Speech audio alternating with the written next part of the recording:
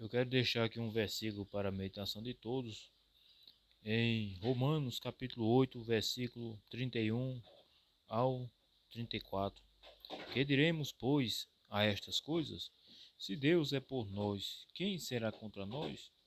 Aquele que nem mesmo a seu próprio Filho poupou, antes o entregou por todos nós, como nos não dará também com ele todas as coisas? Quem intentará acusação contra os escolhidos de Deus? É Deus quem os justifica. Quem os condenará? Pois é Cristo quem morreu, ou antes quem ressuscitou dentre os mortos, o qual está à direita de Deus e também intercede por nós. Então essa passagem aqui é um cântico, né? É um cântico de vitória. E fala, né? Que diremos, pois, a estas coisas? Se Deus é por nós, quem será contra nós? Então, isso aqui é uma mensagem, né, de fortalecimento, para que o crente, né, sinta ânimo diante de Deus, porque chegamos a alguns momentos na vida que venhamos a desanimar, a entristecer, por alguma provação, alguma tribulação, né, alguma perseguição. Mas esse versículo 31 nos dá uma resposta maravilhosa, né, da parte de Deus, que se Deus é por nós, né, quem será contra nós?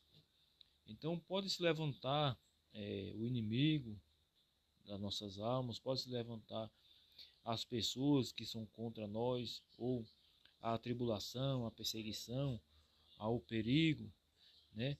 Mas se Deus está na nossa vida, ninguém pode nos vencer, né? Ninguém pode destruir a nossa fé e a nossa convicção em Deus. Então, se Deus é na nossa vida, por que temer? Se Deus é por nós, por que desistir? Se Deus é por nós, por que desanimar? Então, se Deus está na nossa vida, se Deus é por nós, devemos ter a total confiança nele, né?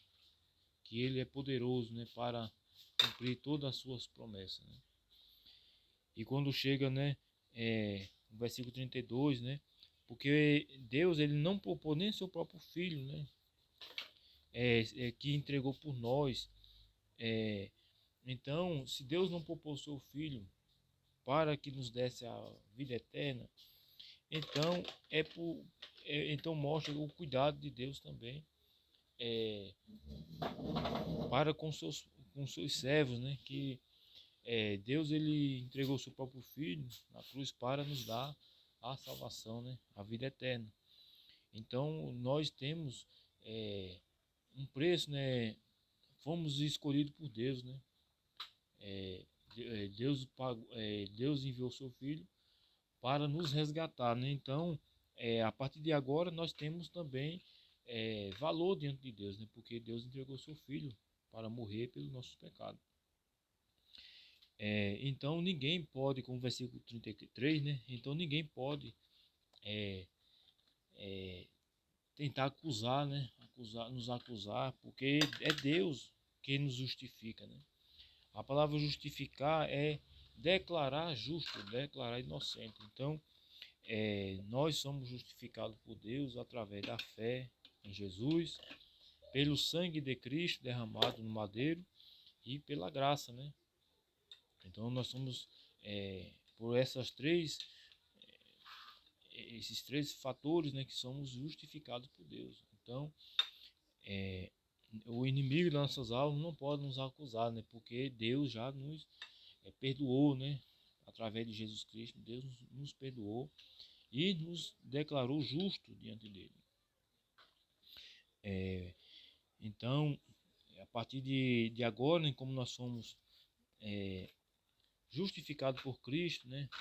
Declarado justo diante de Deus, devemos também não abusar, né, dessa condição que Deus nos proporciona, né, de justificado, e também passarmos a viver como justo diante de Deus, né?